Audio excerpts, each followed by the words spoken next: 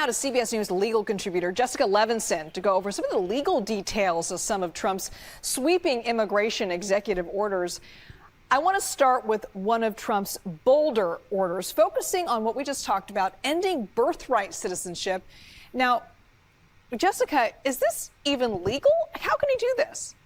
No, I don't think it is. I mean, let's be clear that there's a hierarchy of laws in our country. The Constitution, then pieces of legislation, executive orders that can have the force of law, but you cannot executive order your way out of the Constitution. The Constitution, I believe the vast majority of legal scholars, a vast majority who look at the language of the 14th Amendment and the history behind it. Let's remember that the 14th Amendment put into our Constitution after the Civil War to say to Black people and people who were formerly slaves, if you are born in this country, you are a full citizen, full stop. It does not matter what color you are. It does not matter your previous status as a slave. What matters is that you were born here, you are a full citizen. That has always been our understanding. Small caveat for the children of ambassadors in foreign countries. Now, can you executive order your way out of that understanding? I don't think so. So lots of legal questions when it comes to the other executive orders. For this one, I think we're looking at the necessity of a constitutional amendment. All right, I want to move on to a couple other those executive orders there, Jessica. Trump also effectively ended a Biden-era border app that gave nearly 1 million people a way to start their immigration process. What can you tell us about that app and what it means for the people who are trying to get an appointment through it? Are those appointments all canceled?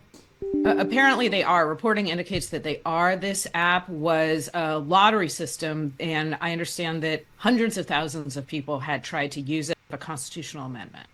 All right, I want to move on to a couple other those executive orders there, Jessica. Trump also effectively ended a Biden-era border app that gave nearly 1 million people a way to start their immigration process. What can you tell us about that app and what it means for the people who are trying to get an appointment through it? Are those appointments all canceled? Apparently they are. Reporting indicates that they are. This app was a lottery system, and I understand that hundreds of thousands of people had tried to use it, essentially refreshing daily, hoping that they could get an appointment. These are people seeking legal status and or asylum here in the country. And this was a way for them to get an appointment.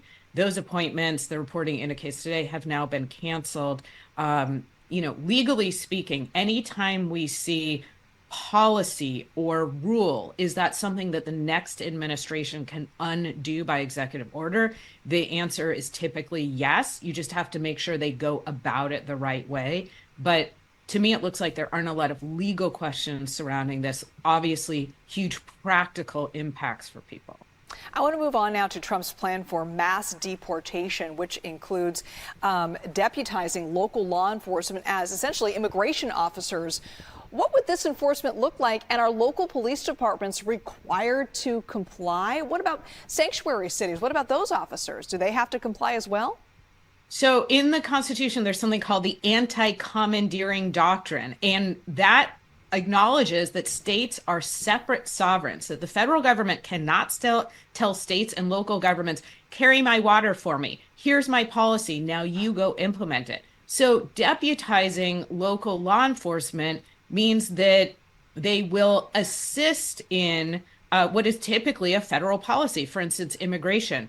But you cannot, as the law currently stands, say to an unwilling state or city, you will. You can say you can, but to say to California, for instance, to say to the Los Angeles Police Department, now you carry out the federal government's policy, California can say that violates the 10th Amendment. It violates the anti-commandeering policy.